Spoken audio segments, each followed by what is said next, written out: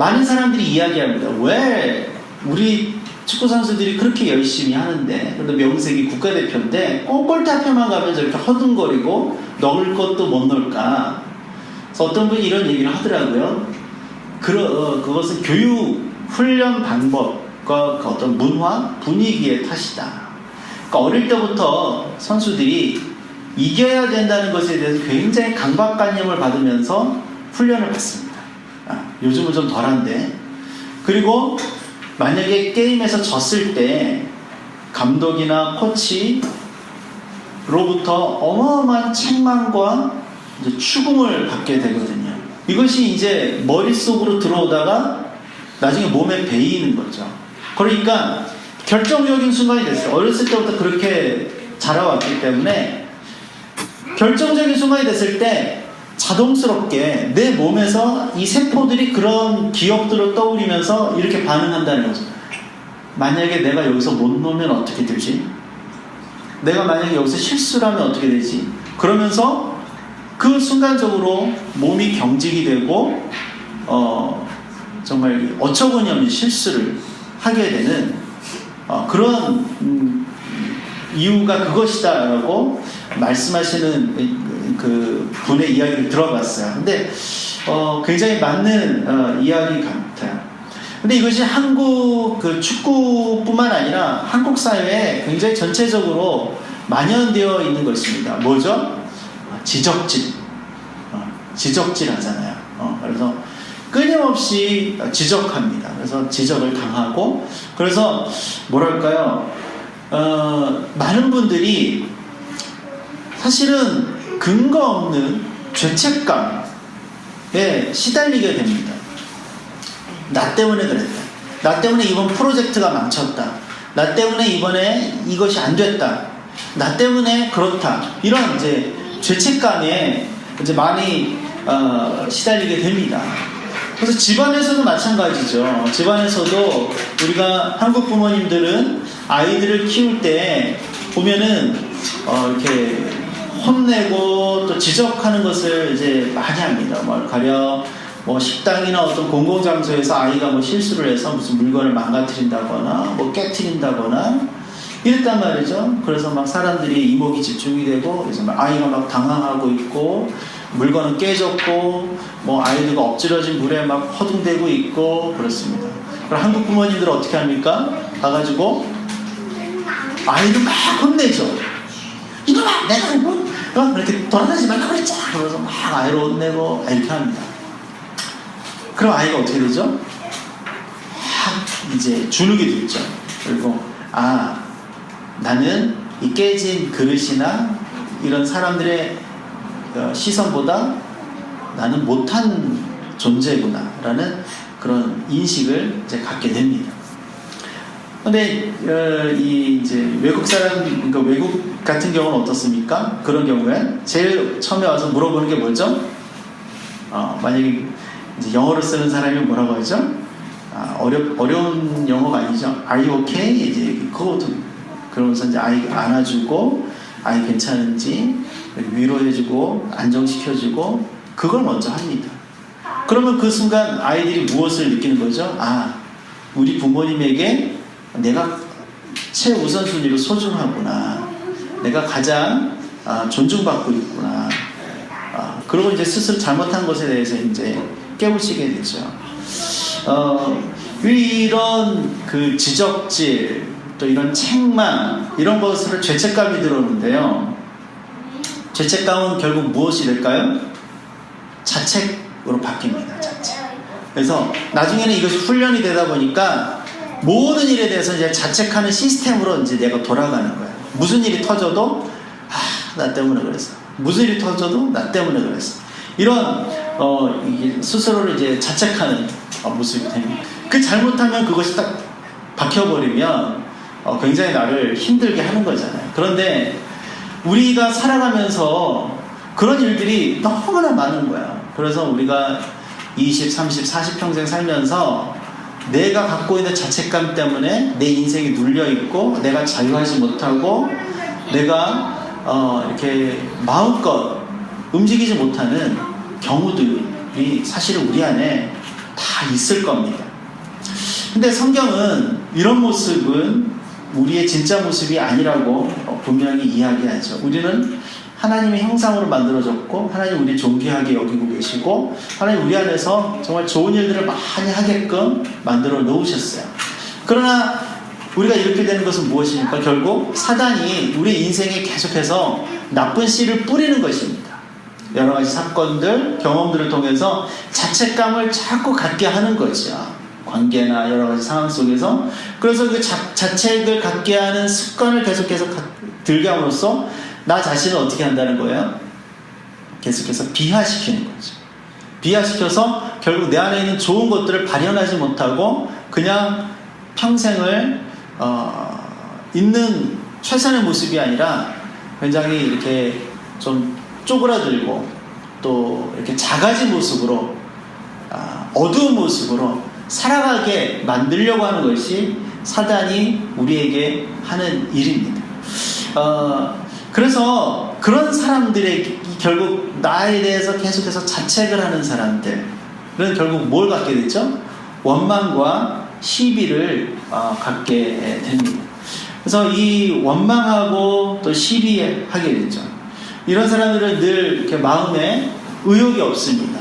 그래서 우리 마지막 절에 보면 모든 일을 원망과 시비가 없이 하라라고 하였는데 실제로는 자책을 갖고 사는 사람들은 늘 원망하고 시비하기 때문에 의욕이 없고 열정적이지 않아요. 그렇죠? 에너지가 없어요. 삶에 에너지가 없고요. 그 다음에 수동적입니다. 그리고 도전하는 것을 굉장히 머뭇거리고요. 그렇죠? 새로운 일을 만나는 것을 굉장히 두려워합니다. 그러면 결국 어떻게 되죠? 창의적인 사고를 하지 못하는 거예요. 아까 이제 축구 얘기를 잠깐 드렸지만 요즘은 이제 많이 안 그러지만 옛날에는 꼭 이렇게 훈련된 패턴대로만 선수들이 움직였단 말이죠. 근데 경기라는 것이 그렇지 않잖아요. 굉장히 다양한 상황이 나오는데 어떤 우발적인 상황이 터지거나 이랬을 때 이제 선수들이 당황하면서 막 무너져 내리는. 그래서 1대0으로 질 거를 3대0, 5대0으로 지거나 이런 일들이 이제 생긴단 말이죠. 근데 축구 잘하는 나라나 팀들 보면은요, 선수들이 다 개개인들이 이게 창의적이에요. 플레이가. 그리고 그 상황에 대해서 빨리빨리 움직이고 자신감 있게 대응을 합니다. 1대5로 질 경기를 어떻게 해서든 1대1로 만들어냅니다. 그렇죠? 그리고 비길 경기를 이겨내는 거예요. 이런 팀들이 강팀인데 사실은 팀이 강한 것도 있지만 그 선수 한 명 한 명이 그런 문화에서 자랐기 때문에 굉장히 도전적이고 창의적으로 플레이를 하기 때문에 이런 결과가 나오는 거죠. 그래서 창의적인 사고를 하지 못해요. 그래서 늘 자신을 탓하고 자신의 모습을 비관하고 또 뭐예요? 자꾸 변명이 많아지는 거죠. 상황이 받쳐주지 못해서 그랬다. 저 사람이 도와주지 못해서 그랬다. 이런 일이 이게 갑자기 이런 일이 생겨서 이랬다. 그러면서 자꾸 상황 탓을 하고 또 주변 탓을 하고 그리고 결국 나중에는 무엇이 될까요? 하나님을 이제 원망하게 돼요. 하나님 왜 그러시죠? 내 인생을 왜 이렇게 만들었느냐? 그래서 끊임없이 하나님한테 원망하고 하나님한테 불평을 합니다. 그런데 오늘 우리 설교의 제목에서도 알 수 있지만 하나님은 그런 분이 아니세요. 하나님은 우리에게 늘 소원을 가지고 계신 분입니다. 우리가 아무리 낮아지고 또 고개를 숙이고 있고 또 절망하고 있다 할지라도 하나님은 그러지 않으세요. 그래서 우리 오늘 뿐만 아니라 우리 평생에 좀 가져야 될 생각은 우리가 나로 나를 판단하는 것이 아니라 하나님의 마음과 하나님의 생각으로 나를 보는 것이 중요합니다. 자, 예레미야 29장 11절에 이런 말씀이 있습니다. 같이 한번 읽어볼까요? 너희를 향한 나의 생각을 내가 아나니 평안이요 재앙이 아니니라. 너희에게 미래와 희망을 주는 것이니라. 아멘. 우리 요한 형제랑 같이 갔을 때 방문했는지 모르겠는데 인도에 그 힌두 사원들이 있습니다. 굉장히 큰 힌두 사원이 있어요. 근데 그 힌두 사원의 정문에 양쪽으로 문 양쪽으로 어마어마하게 큰 신상이 있습니다. 근데 사람들이 그 신상이 까매요. 거기다가 뭐 꽃을 걸어놓고 앞에다 쌀을 놓고 향을 피우고 그러면서 막 꽃이 수북하게 쌓여있고 막 굉장히 꽃 목걸이도 많이 걸려있고 거기서 계속 기도를 하고 절을 하고 막 이러고 이제 그 안으로 들어가요. 그래서 제가 저를 안내하신 분에게 물어봤습니다. 도대체 이 신은 어떤 신이길래, 여러분 힌두교에는 신이 굉장히 많이 있잖아요. 그래서 신마다 또 하는 일들이 다르고 캐릭터가 다르단 말이에요. 그래서 이 신은 어떤 신이길래 사람들이 이 신을 이렇게 이 신 앞에 조아리고 또 이 신이 얼마나 대단한 신이길래 정문 앞에 이렇게 있느냐 그랬더니 뭐라고 대답하니 이 신이 뭐냐면 전쟁, 파괴, 멸망, 죽음을 주관하는 신이라는 거예요. 그래서 이 사람들은 이 신을 달래는 거예요. 달래는 뭐예요? 두려워하는 것이죠. 끊임없이 신을 두려워하는 거예요. 두려워해서 뭐라도 더 바쳐야 되고 뭐라도 더 들여서 이 신의 마음을 달래야지 내가 재앙과 내가 피해를 보지 않는다, 내가 죽지 않는다, 이것이 머릿속에 박혀있는 거예요. 여러분, 그런 종교가 얼마나 불행한 종교입니까? 왜 내가 믿는 신을 두려워하고 왜 내가 믿는 신한테 벌벌벌 떨어야 되는 거예요? 우리 하나님은 그렇지 않으신 하나님입니다. 하나님은 우리에게 재앙을 주시는 것이 아니에요. 하나님 우리를 두렵게 하고 하나님 우리 압제하시고 하나님 우리를 어떤 그렇게 통제하시고 조종하시는 하나님이 아니에요. 하나님이 우리에게 갖고 계신 생각은 무엇이라고요? 평안이에요. 그리고 우리에게 미래와 희망을 주시는 분이 바로 우리 하나님이십니다.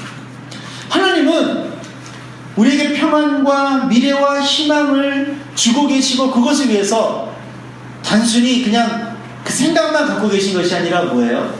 그것을 위해서 하나님은 끊임없이 일하시고 움직이신다. 그 성경은 행하신다라고 이야기하죠. 여러분, 제가 지난주에도 잠깐 말씀드렸지만 하나님은 일하시는 하나님이십니다. 누구를 위해서? 우리를 위해서. 우리가 잘 되기를 위해서. 하나님이 원래 빚어주신 것, 하나님의 형상대로 살아가고 아름다운 것들을 발현하고 영향력을 발현하며 살아가게 하기 위해서 우리를 위해서 하나님이 끊임없이 일하시고 애쓰시고 수고하신다는 거예요. 그래서 하나님은 우리에게 평안을 가지고 계시고 미래와 희망을 주시는 분입니다. 오늘 말씀 13절 상반절을 보시면 너희 안에서 행하시는 이는 하나님이시니 자기의 기쁘신 뜻을 위하여 라고 했어요. 어떻게 해요? 너희 안에서 행하시는 이는 누구다? 하나님 우리 안에서 행하신다는 거예요. 그런데 무엇을 위해서? 자기의 기쁘신 뜻을 위해서 우리 안에서 행하신다는 거죠. 하나님이 우리 안에서 일하십니다. 여러분 그렇게 동의하십니까? 하나님이 우리를 위해서 일하십니다. 그 이유는 우리를 향하여 갖고 계신 뜻이 있기 때문이에요. 그리고 그 뜻은요, 나쁜 뜻이 아니라 너무나 좋은 뜻이고 스스로 하나님이 그 뜻만 생각해도 기쁘신 거예요. 우리를 향하여 갖고 계신 뜻, 하나님의 계획, 의도를 하나님이 우리에게 주심에도 불구하고 하나님이 그것을 생각하실 때마다 하나님이 그냥 기쁘신 거예요. 여러분 무슨 좋은 계획이 제 계획을 세워요. 와, 내가 2년 동안 적응을 해가지고 이번 여름에 유럽 여행 드디어 가게 됐어. 생각만 하면 너무 기분이 좋은 거예요. 막. 어때요? 요한 이제 유럽 여행 갔다 오니까 기분 좋죠? 아주 피곤해 쪄들어 있는데, 네. 어떤 내가 좋아하는 계획, 그걸 생각만 해도 기쁘잖아요. 마찬가지로 하나님도 우리를 향하여 좋은 뜻을 갖고 계시고 그 뜻을 하나님이 생각만 하실 때마다 하나님 먼저 기뻐하시는 거예요. 그렇기 때문에 우리가 우리의 삶을 살아갈 때 가장 우선순위가 되어야 되는 것 중에 하나는 나를 향한 하나님의 뜻을 아는 것입니다. 나를 향한 하나님의 의도와 계획을 알면 누가 그것을 먼저 기뻐하고 계시다고요? 하나님이 기뻐하고 계시잖아요. 그럼 내가 그것을 알게 될 때 어떻게 될까요? 내가 기뻐하게 돼요. 이게 지혜입니다. 나를 향한 하나님의 계획과 뜻을 아는 것이 지혜이고 그 지혜를 갖게 될 때 내 안에 무엇이 생겨나요? 기쁨이 생겨나요. 기쁨이 생겨나요. 그 기쁨으로 내 삶에 무엇이 되는 것입니까? 에너지가 되는 거예요. 힘이 되는 거예요. 능력이 되는 거예요. 그래서 내가 오늘 하루를 살아도 곤비치 아니하고, 내가 어떤 목표를 향해서 나갈 때 피곤치 아니하고 독수리처럼 날아 움직일 수 있게 되는 거죠. 어떻게 될까요? 우리의 삶의 질이 달라지는 거죠.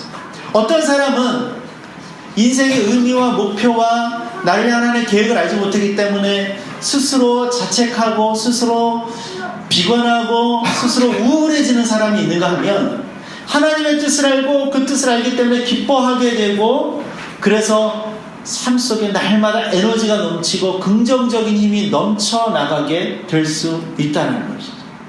시편 110편은 이렇게 이야기합니다. 여러분, 제가 한번 읽어볼게요. 그들이 평온함으로 말미암아 기뻐하는 중에 여호와께서 그들이 바라는 항구로 인도하시는 도다 라고 되어 있어요. 이것은 지금 성경인데 그 이전 성경 개역 한글 버전으로 보면 이렇습니다. 같이 읽어볼까요? 시작. 저희가 평온함을 인하여 기뻐하는 중에 여호와께서 저희를 어디로? 소원의 항구로 인도하시는 도다. 아멘. 하나님은 우리를 어디로 인도하시는 하나님? 소원의 항구로 인도하시는 하나님이십니다. 이것이 우리의 삶에 굉장히 큰 힘이 되는 거죠. 제가 군생활 할 때요, 한 2년 남짓 군생활을 하잖아요. 군생활이 뭐가 힘들까요? 훈련이 힘들까요? 아니에요. 군생활에서 크게 힘든 것 두 가지는, 하나는 관계입니다. 밖으로 어떤 이렇게 나갈 수 없는 울타리 하나 거쳐서 그 사람들하고 계속 어찌하든 그걸 관계로 풀어나가야 되는 거예요. 그래서 그 관계가 굉장히 힘들고요. 또 하나는 정말 군인들에게 힘든 것은 뭐냐면 시간이에요. 시간이 너무 안 가요. 너무 안 가요. 지겹도록 안 가는 거예요. 그런데 그런 군인들한테 휴가를 주잖아요. 물리적으로 똑같은 시간인데 휴가는 너무 빨리 가는 거예요. 이유는 뭘까요?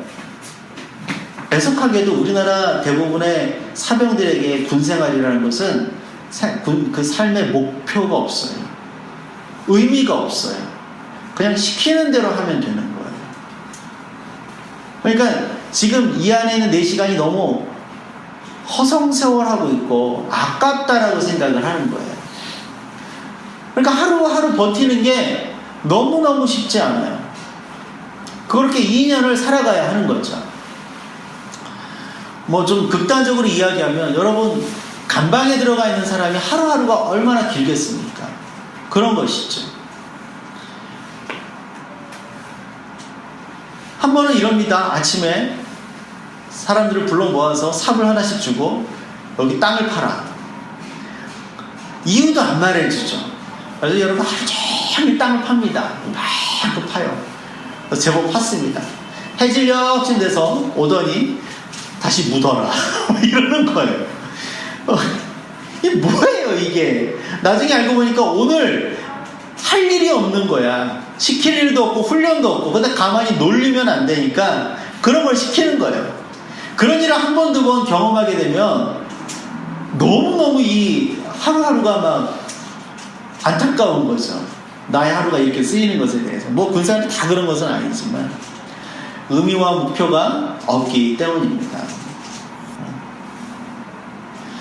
여러분, 그 심리학자 중에 제일 유명한 심리학자가 누구죠? 프로이드. 그 다음에 또 한 명이 요즘 그 아들러라는 심리학자가 미움받을 용기, 이게 이제 그분의 이제 이론에서 나온 거죠. 또 한 명의 심리학자가 있습니다. 이제 3대 심리학 이제 학파라고 하는데 빅터 프랭클이라는 분이 계십니다. 이분은 그 의미요법, 로고테라피라는 그 분야를 개척하신 분인데요. 이분의 인생에서 이 의미요법이라는 이런 것이 나옵니다. 이분이 어떤 분이냐면 잘 나가는 정신과 의사였고 심리학자였는데 2차 세계대전이 벌어지고요. 나이 37살 때 이건 유태인이었습니다. 나치에 의해서 이제 잡혀서 이제 포로 수용소로 이제 들어가죠. 그래서 그곳에서 3년 동안 지옥과 같은 생활을 하게 됩니다. 같이 들어갔던 사람의 3분의 2 이상이 죽었어요. 그 3년 동안. 근데 이분은 살아남았어요. 그리고 자기가 살아남게 된 경험을 바탕으로 자신의 이 심리학과 정신치료를 계속해서 발전을 시켰는데 어떤 경험을 하게 됐냐면 하루하루 아침이 삶과 죽음의 갈림길인 거예요. 아침에 일어나서 줄을 서 있으면 그 독일 국민들이 가스실로 보낼 사람들을 골라내는 거예요. 그러니까 운 나쁘면 그냥 찍히면 그러면 이 사람 가스실로 끌려가는 거란 말이죠. 매일 이 죽음의 고비를 막 넘기면서 이분이 얼마나 막 불안하고 힘들겠어요. 그런데 자기가 보니까 그 가스실로 들어가는 분들의 공통점을 발견했는데 이분들은 어떤 분들이냐, 내가 포로 수용소로 왔으니 내 인생은 끝났다 라고 이미 어느 정도 자기 인생을 포기를 한 거예요. 그리고 환경도 굉장히 열악하지만 그렇기 때문에 자기 자신에 대해서 아무런 신경을 쓰지 않는 거예요. 그러니까 똑같이 남루하고 똑같이 굉장히 이렇게 어렵게 보이는 그런 모습이지만 더 병들어 보이고 더 남루해 보이고 이러는 거예요. 이런 사람들이 독일군의 눈에 더 먼저 띄어서 가스실로 간다는 것을 나름대로 보게 된 것입니다. 발견하게 된 나름대로. 그래서 이분이 내가 살려면 내가 최대한 나를 깨끗하게 하고 나를 관리를 해야 되겠구나. 그래서 이렇게 포로 수용소 바닥에 이렇게 굴러다니는 유리병 조각 하나를 주워서 그것을 돌에다가 갈아서 매일 아침마다 그것을 자기 면도를 했대요. 면도를 하고 스스로 나는 살 수 있다. 그리고 할 수 있는 어떤 운동하고 먹을 수 있는 것은 최대한 먹고 그러면서 긍정적인 마음을 가지고 살기 시작했더니 한 번도 지목당하지 않았다. 그리고 무사히 포로 수용소에서 이제 전쟁이 끝나고 나올 수 있게 되고 계속해서 학문을 하게 돼요. 그때 그 경험이 이분에게 굉장히 큰 임팩트를 준 것입니다. 그래서 내가 내 삶에 어떤 의미를 두느냐가 내 삶을 결정한다라는 것에 대해서 새롭게 자각을 하게 되고 그것으로 계속해서 이제 학문을 이어가게 됐다. 여러분, 제가 말씀 지금 드리고 있지 않습니까? 하나님은 우리 안에 기쁘신 뜻을, 하나님 기뻐하시는 뜻을 두고 계셔요. 그것을 우리가 발견하고 그것을 우리가 붙잡게 되는 순간 우리 삶에 의미가 생기게 되고 힘이 생겨나게 되는 거예요. 그러면 우리가 과거에 어떻게 살았던, 내가 어떠한 죄책감이나 자책감이나 어떤 원망과 시비에 시달렸건 그것이 더 이상 나의 삶을 붙잡지 않고 더 이상 나의 삶을 이렇게 좌절시키지 않아요. 왜요? 하나님께로 우리가 들어갔기 때문입니다. 박운서라는 분이 계십니다. 이분이 2005년까지 공직에 계셨던 분입니다. 상공자원부 차관까지 지내셨던 분입니다. 우리나라에 여러 부서가 있지만 상공자원부나 이런 행정자치부, 지금 행정자치부 이런 부서는 굉장히 부서 안에서도 파워가 굉장히 센 파워가 있는 그 부서입니다. 통일부도 파워가 세죠? 네, 거기에 차관까지 갔어요. 그러니까 올라갈 수 있는 자리까지 다 올라가셨던 분입니다. 장관은 정치인들이 하는 거니까. 그리고 데이컴이나 또 이런 한국중공업, 지금 두산중공업이 됐는데 그 회사의 CEO까지도 하셨던 분이에요. 이분이 2005년에 65세 나이로 은퇴를 하자마자 자기 집을 팔아서 출석하던 교회에 헌금을 하고 그리고 조금의 자금을 가지고 필리핀으로 갔어요. 필리핀 민도르 섬이라는 곳에 갔습니다. 혹시 가보셨어요? 네, 굉장히 좀 떨어져 있는 곳인가 봐요. 그 민도르 섬에 들어가서 섬 안에서도 더 들어가서 그 산동네 아주 오지죠. 거기 산족, 망한족한테 갔습니다. 그리고 거기서 10년 동안 그들을 위해서 선교사로 살기 시작했어요. 몇 살에? 65세. 그래서 땅을 사들여서 2년 2.5모자 그렇게 벼농사법을 가르치고 직접 하고 이제 농장을 일구어서 하면서 거기서 연간 나중에는 한 4,000여 가마씩 이렇게 수확을 하게 됩니다. 그것을 산족에게 갖다 주고 그들을 살리고 먹이고 이런 일들을 하는 거죠. 학교를 세우고 교회를 세우고 이런 많은 일들을 했습니다. 근데 20년 동안 이 오지에서 살면서 다치기도 여러 번 다치고 다리도 부러져 보고 또 뭐 강도도 만나보고 이러면서 2015년에 그 저 산속에 가난한 동네에 쌀과 돼지고기를 사가지고 트럭에 실어서 한 달에 한 번 정도 가는 곳에 이제 들어간 것이죠. 가서 그들에게 쌀과 돼지고기를 나눠주고 돌아오는 길에 남떨어져서 트럭이 굴렀어요. 굴러서 이분이 하반신이 거의 다 이제 짓이겨진 상태로 겨우 간신히 구출이 됐어요.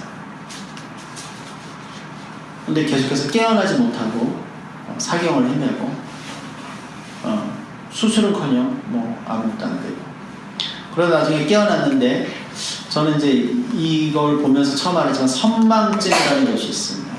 기억력이 일시간 사라지는 거예요. 그래서 깨어났는데 자기가 누군지도 모르고 여기가 한국인지 필리핀인지도 모르고 뭐 이런 그걸 두어 달 그렇게 있게 된 것이죠. 그래서 결국은 이분을 한국으로 아주 이 두산중공업에서 자기네 있는 CEO였잖아요. 그래서 특별기를 보내서 이분을 이제 데리고 한국으로 와서 수술을 받게 해주고 그래서 이제 선망증 이런 거는 이제 사라졌는데 결국은 수술 받고 어떻게 됐느냐 이것이 이제 그 수술 받은 다음의 사진인데요. 10년 동안에 이렇게 변하신 거죠. 오른쪽 엄지발가락 빼고 나머지 네 발가락을 다 이제 잘라내야 됐습니다. 그리고 양쪽 무릎하고 정강이에 철심을 박아놓고 평생 살아야 됐고요. 또 이 방광과 요도가 망가졌기 때문에 요도에 직접 관을 꼽아서 소변을 뽑아내야 되는 그런 도뇨관을 평생 이렇게 옆에다 차고 다녀야 되는 그런 처지가 됐어요. 정말 죽을 뻔 했었었죠. 그리고 이제 한국에서 이제 치료를 받고 있는데 이분이 옛날에 제법 유명했던 분이니까 중앙일보 기자가 논설위원이 이분의 이야기를 어떻게 듣고 이분 병원을 찾아간 거예요. 그래서 이제 사진도 찍고 이분하고 여러 가지 이제 이야기도 나누고 인터뷰 아닌 인터뷰를 하게 되었습니다. 그런데 그 논설위원이 권석찬 논설위원인데 이런저런 것을 질문을 하다가 이렇게 물어봤대요. 당신은 하나님을 위해서 10년 전에 그 좋은 것들을 다 버리고 거기 가서 이렇게 고생을 했는데 그 고생의 결과가 이런데 그것이 하나님 앞에 야속하지 않으세요? 야속이라는 단어를 썼더라고요. 그런 하나님께 그렇게 10년을 그렇게 살았는데 당신을 이렇게 만든 하나님께 야속하지 않으세요? 라고 물어봤습니다. 그때 이 선교사님이 뭐라고 대답을 했냐면요. 이렇게 대답을 했습니다. 제가 그 기사를 그대로 읽어드릴게요. 야속하긴요. 하나님은 사랑이시거든요. 나도 이번 훈련 과목은 뭔지 아직 모르겠습니다. 다 하나님의 뜻인데 내가 아직 이해를 못하고 있을 뿐이죠. 이렇게 대답을 했어요. 입장을 바꿔서 한번 생각해 보세요. 우리가 이런 상황이면 하나님 야속할까 안 할까? 저는 엄청 야속할 것 같아요. 제가 신학교를 2번 떨어지고 3번째 만에 붙었거든요. 제가 2번째 떨어졌을 때 하나님을 얼마나 원망했는지 몰라요. 내가 어떤 직장, 취업, 학교 떨어지고 그럴 때는 그런 저도 떨어지는 거 많이 떨어져 봤는데, 그럴 때 하면 다르더라고요. 왜? 내가 지금 뭐 한다고 한 거예요? 하나님의 일을 한다고 내가 지금 취업하는 모든 기회들 다 내려놓고 이래가면서 내 친구들은 지금 회사 들어가서 일하고 월급 받아서 이제 부모님께 용돈 드리기 시작하고 이러고 있는데, 나는 혼자 기도하고 도서관 구석에 처박혀서 신학교 입시 준비를 했는데, 첫 해하고 대학교 졸업반에서 떨어졌지만 2번째 그렇게 했는데 1년을 그렇게 했는데 떨어졌어요. 제가 얼마나 하나님이 야속하고 원망스럽던지 제가 2년 동안 2년이 아니라 2달 동안 기도를 안 했어요. 기도. 내가 아예 그랬어요. 하나님, 나 기도 안 해. 나 찾아오지 마세요. 그냥 2달 지나니까 다시 기도가 되더라고요. 근데 그런 상황에서도 하나님이 야속한데, 이분은 자기 모든 걸 이 이후에 여러분 산업자원부 차관으로 은퇴를 했으면 정말 좋은 자리가 깔려 있습니다. 고문으로 들어가든지 하면서 평생 편하게 먹고 살 수 있는, 그리고 대접받으면서 살 수 있는 길이 열려 있어요. 그걸 다 뿌리치고 내던지고 선택한 삶인데 10년 만에 이렇게 됐을 때 어떻게 누구를 위해서 하나님을 했는데 어떻게 야속하지 않겠어요? 그런데 이분은 야속하지 않아요. 자기가 왜 이런 일이, 하나님 왜 이런 일이 이렇게 되는지 아직 그건 다 이해하지는 못하지만, 그러나 하나님 야속하지 않아요. 왜요? 하나님 나 사랑하시거든요. 그것을 확신하고 있더래요. 그래서 이 인터뷰하신 분이 넌 크리스천인데 너무 감동을 받아요. 그래서 이렇게 기사로 내고 사진도 찍고, 이 사진 찍은 분은 굉장히 유명한 사진 작가라고 하더라고요. 이것이 기독교 신문, 기독교 언론에서 나온 것이 아니라 우리나라 4대 일간지 한 곳에서 이런 기사와 인터뷰가 나왔다는. 그래서 원망하지 않더라.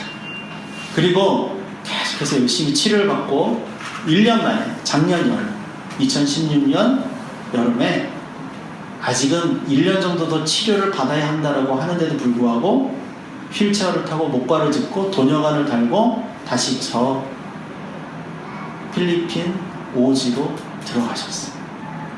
그리고 그동안 밀렸던 일을 다시 시작하고 지금 거기서 지내고 계십니다. 하나님을 믿는다는 것은 무엇일까? 우리가 하나님 안에 있는다는 것은 무엇일까? 그래서 입으로 말로만 하는 것이 아니라 실제로 하나님과 내가 하나 되어 가는 것이죠. 하나님의 선하고 기쁜 뜻, 한 나를 향한 소원을 내가 알고 그 안에 머물 때 내 안에 삶의 질이 바뀌고 원망과 시비가 없어지게 되는 것이죠. 그래서 14절 말씀이 뭐라고 되어 있어요? 모든 일에 원망과 시비가 없게 하라 라고 되어 있어요. 모든 일을 원망과 시비가 없게 하라. 이 말씀은 뭐예요? 다른 사람들을 향한 원망과 시비를 없게 하라라는 뜻 이전에 나 자신을 향한 원망과 시비를 없게 하라라는 거죠. 자신을 원망하기 시작하면 특별히 어려운 일이 없어도 시들어가고 죽어가게 되겠습니다. 그러나 자기 자신에게 소망을 갖고 소원을 두면은 아무리 어려운 일이 일어나도 살아날 수 있고 이겨낼 수 있는 것이죠.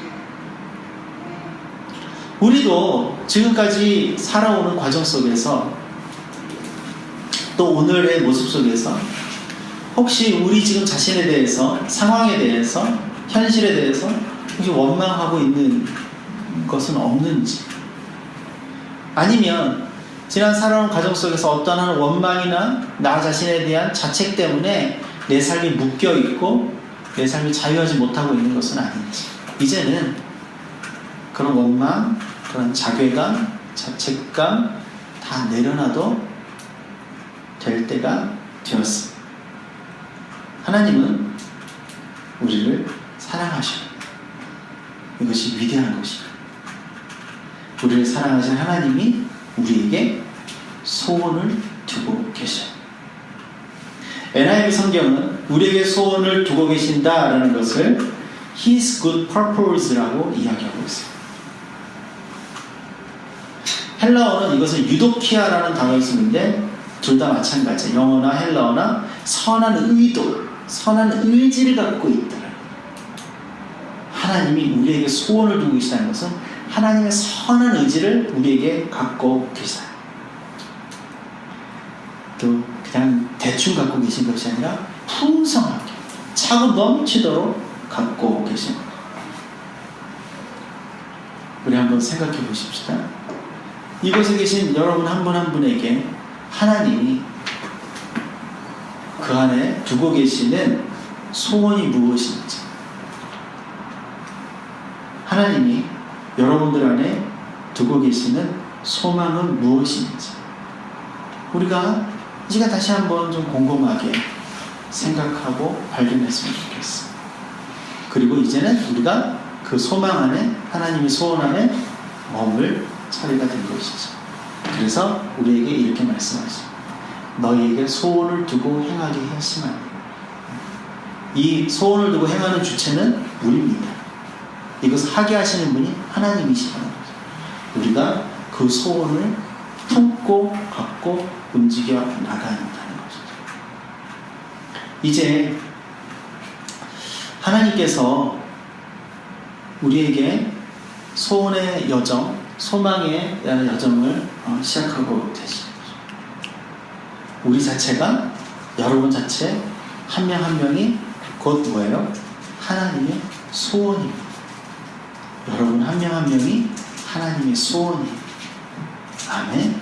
그 소원 안에 머무시고 그 소원으로 힘을 내시고 그 소원으로 아름다운 삶들을 계속해서 만들어 나가는 소원의 여정을 걸어가시기를 주님의 이름으로 축복합니다.